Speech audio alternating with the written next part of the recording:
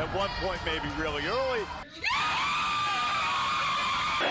Sanders, end zone. Celebration as number one.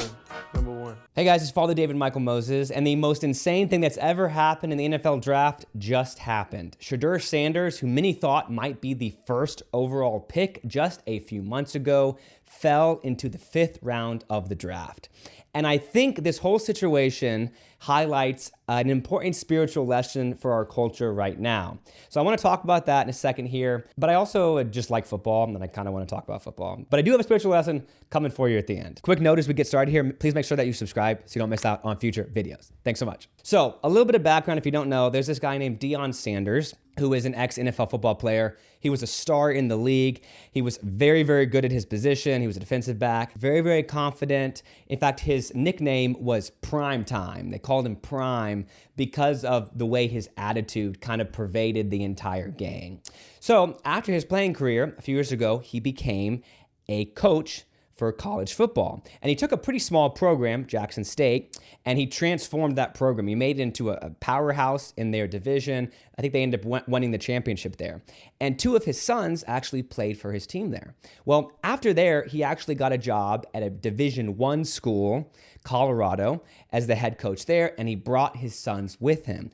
That was maybe the worst program in the division at the time, and within just 2 years, he completely transformed them, along with his sons playing on the team. Totally different. And throughout the process, if you followed sports at all, his attitude, his confidence was a big part of the way he approached his work. That's the dad. Now, his son is the quarterback for that Colorado team, and he seems to have a lot of the same traits that his father does, which we'll get into in a second. But just months ago, as he finished out the season, many people thought he might be the first overall pick in the draft. There's obviously a huge need for quarterbacks right now, and he was a very good quarterback in college. Well, in the last couple of weeks prior to the draft, which was just this week, reports started to come out with questions about his attitude. Some people said that in interviews with teams, he kind of, this is just a report, I don't know, kind of acted like maybe they needed him more than he needed them, that he was going to kind of choose which team he wanted to play for as opposed to just going to whatever team selected him. His dad, Deion, made some comments about how they might kind of pick and choose where they wanted him to go. So reports started to come out that his interviews did not go very well. Again, I don't know if that's true, but I'll come back to that in a second. So it went from saying he was going to be the first pick to maybe he was going to be the 2nd or the 3rd pick. And then people started to say in the last week or so, maybe he would be the 16th pick or the 22nd pick. But no one thought he would fall past there. And then if you watch the draft Thursday, I just saw some of the highlights, or lowlights in this case. He wasn't picked in the first round at all. Then the next night came, Friday night, and they had the 2nd round. And they thought for sure he's going to go at the top of the 2nd round, and he wasn't picked. And then the 3rd round came, and he wasn't picked again. And it was kind of sad because he had a whole draft party at his house with all of his family and his friends. And to his credit, he stayed so positive whenever a team wouldn't pick him. As each round ended, he kind of tweeted out, God's got a plan for this. He seemed to stay very, very positive. But that whole draft party ended up being a huge letdown. I even saw that he had hats for each of the NFL teams. So when he got called, he could put on the hat, kind of represent the team. And that didn't happen in those first 3 rounds. Even at one point, this is just kind of messed up. Apparently, they each get a specific number from the NFL teams that are going to call them if they get drafted. So it's a private number. Well, somebody got a hold of that number apparently and called him and said they were selecting him, but it was just a prank call. You got that call. Yo, what's going on? This is Mickey Loomis here, GM of the Saints. How you doing? Good, how are you, man? Good, been waiting on you. Go! Yeah, we have. It's been a long wait, man. No, for sure. We're going to take you with our next pick right here, man. Yeah. Yes, sir. Let's be legendary. Yeah, but you're going to have to wait a little bit longer, man. What does that mean? Just absolutely messed up. So finally, last night, he gets picked in the 5th round.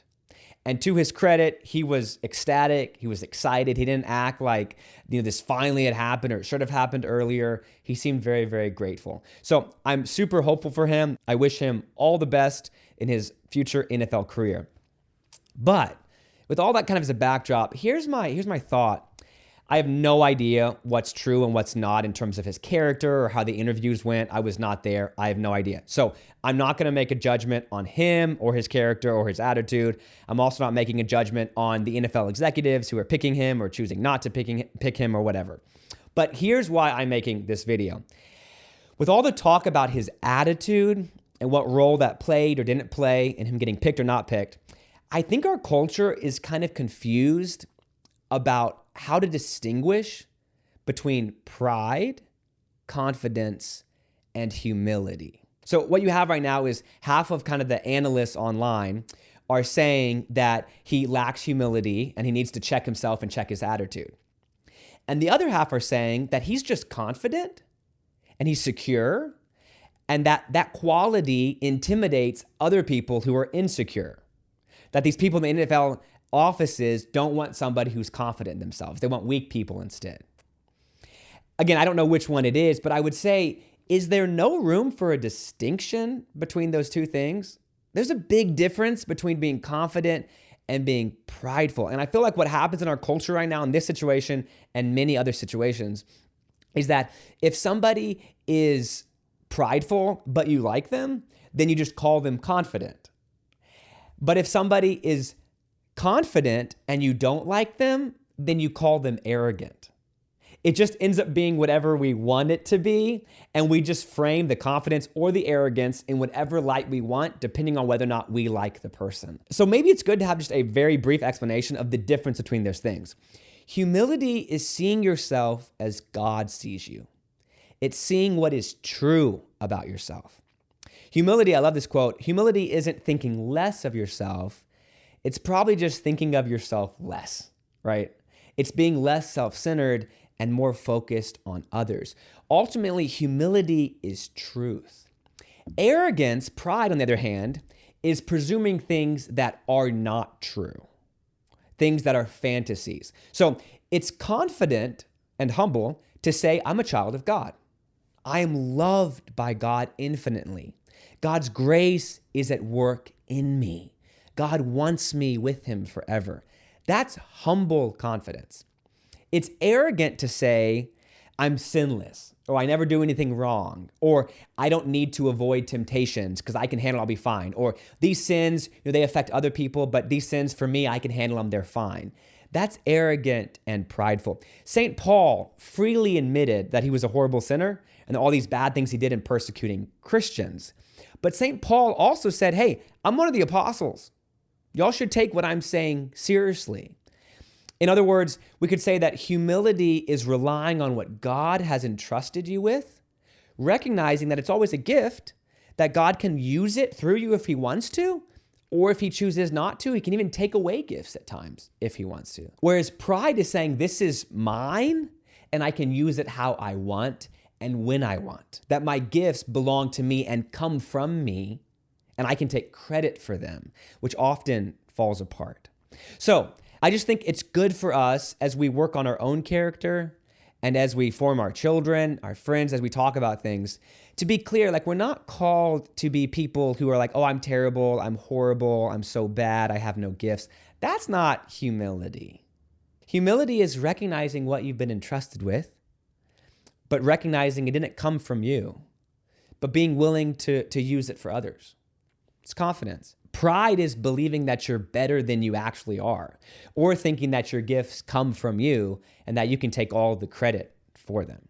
So I wish Shedeur Sanders all the best in the pros. Again, this is no judgment on him or anybody else, but I think this is kind of worth having a conversation about. Hopefully we can be kind of discerning as a culture between those two things. So thank you guys so much for watching. Let me know. I know this was kind of off the wall talking about sports, but I like sports and I wanted to talk about it. So let me know what you think in the comments about this or anything else, and we'll see you guys next time. God bless.